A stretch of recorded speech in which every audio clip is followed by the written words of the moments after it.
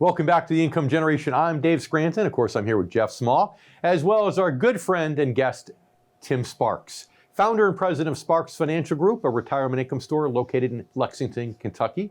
He's also host of the Retirement Income Show, a radio show, airing Saturdays at 12 p.m. Eastern on WVLK 590 AM.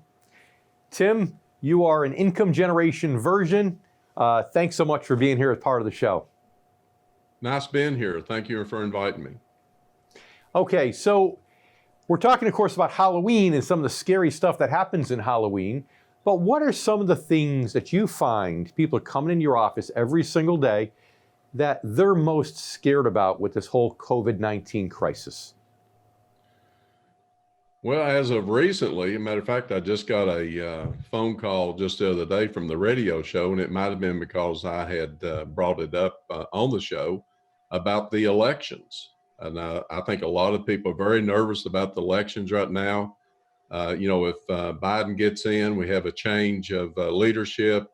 Is there going to be tax changes, both individual and corporations? And they can see the stock market spiraling down. So that we believe that is a big concern from what we're hearing today from the majority of the people that I work with. Interesting. Jeff? You know, Tim, you have a great voice. I bet your people are really responding to your radio show really well because you could probably do voiceover. Your voice is so commanding. But you're right. The political side of the equation is scary. Folks are concerned about that. And you know what's interesting, Tim, is nobody is bringing that up in the media or in the news or in advertising for these campaigns. People in general feel scared by the Democrats. And what they're terrified of is a blue wave. And then, of course, spiraling taxation, which would, of course, hurt the economy, and then the markets would fall. And so what can we do with our clients today, though, to alleviate that? How do we circumvent their fears at this time? What do you think we should do, Tim?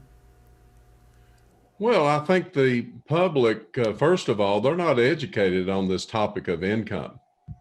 And matter of fact, it's probably a revelation to most people that there is an income from an annuity or there's income from withdrawal methods, et cetera, but people don't really realize that they can actually take income in a form of interest and dividends, and therefore they can maintain ownership of these corporations and stuff, which makes them feel a lot more confident in the days to come. Why do you think that is? Why do you think people don't know this? I mean, this is back, go back 50 years, people seem to know it. We've forgotten it? I mean, what's happened?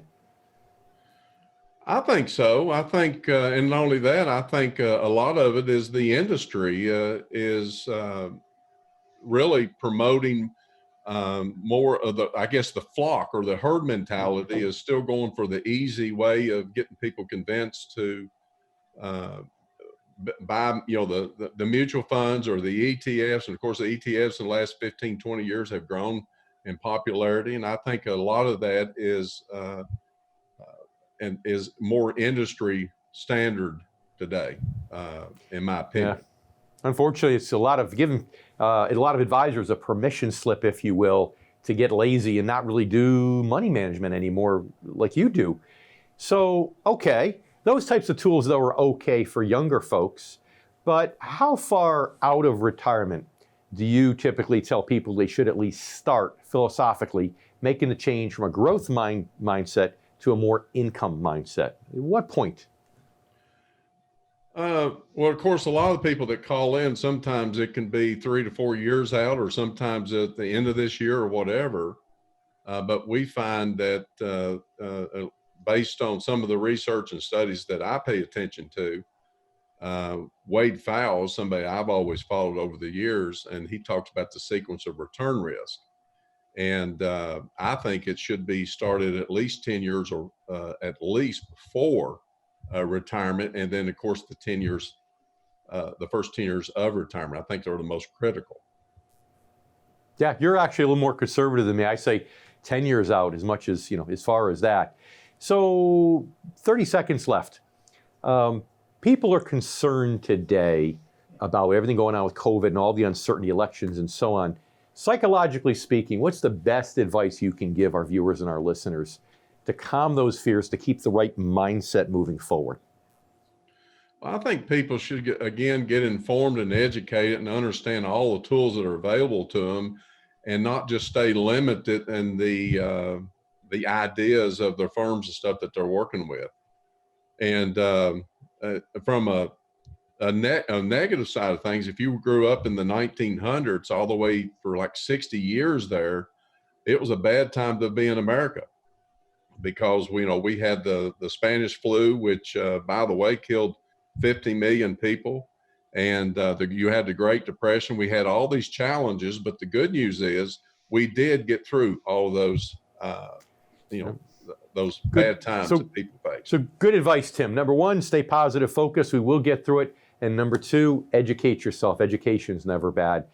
Thanks so much for being with us, Tim. We really appreciate it. Thank you. Okay, thank you for having me.